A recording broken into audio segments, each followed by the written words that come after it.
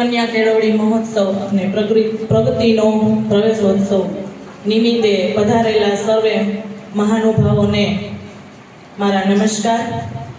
હવે ખાસ એના માટે હું કહેવા માંગીશ કે જેમ આંગણવાડીના બેને કીધું કે મારો દીકરો સરકારી શાળામાં ભણીને જ આગળ વધ્યો છે, તો એ માટે હું પણ સહમત છું। હું પણ એક સરકારી શાળામાંથી જ ભણીને આવું છું અને આજે મારી દીકરી મારી શાળામાં ભણે છે। અને ખાસ આ ગામમાં દરેક વાલીઓને હું નમ્ર વિનંતી કરું કે અત્યારથી પ્રાઇવેટ સ્કૂલના કેવડી મોટી મોટી ફીઓ હોય છે, એ શા માટે ફી ભરવી પડે?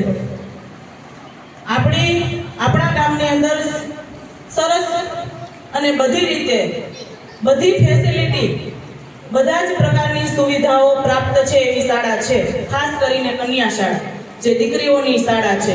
તો શા માટે દીકરીઓને આપણે સરકારી શાળામાં ન ભણાવીએ?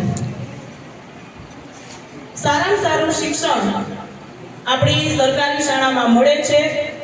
શિક્ષણ તો મળે જ છે, સાથે સાથે જે કેળવણીના ભાગરૂપે બાળકની અંદર જે જીવન ઘડતર થવું જોઈએ, કેળવણીના દરેક મૂલ્યોનો વિકાસ થવો જોઈએ, એ દરેક મૂલ્યોનું સિંચન થાય છે એવી એકમાત્ર જો શાળા હોય તો એ સરકારી શાળા છે।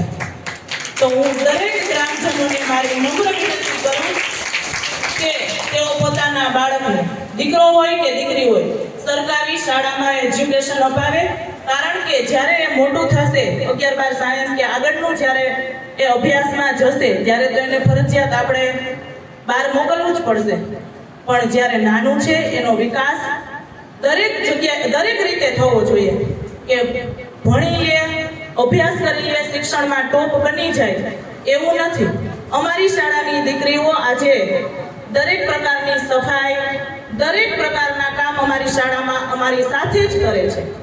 અમારી શાળાની અંદર દીકરીઓ સરપંચ, ઉપસરપંચ, આરોગ્ય સમિતિ, પાણી સમિતિ, સફાઈ સમિતિ, લાઇબ્રેરી, પુસ્તકો અને અમે શિક્ષકો કામમાં રોકાયેલા હોય ત્યારે દરેક પ્રકારના કાર્યો દીકરીઓ પોતે જ સંભાળે છે।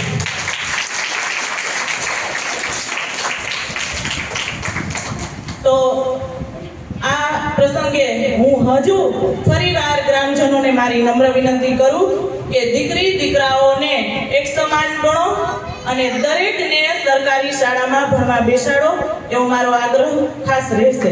Thank you.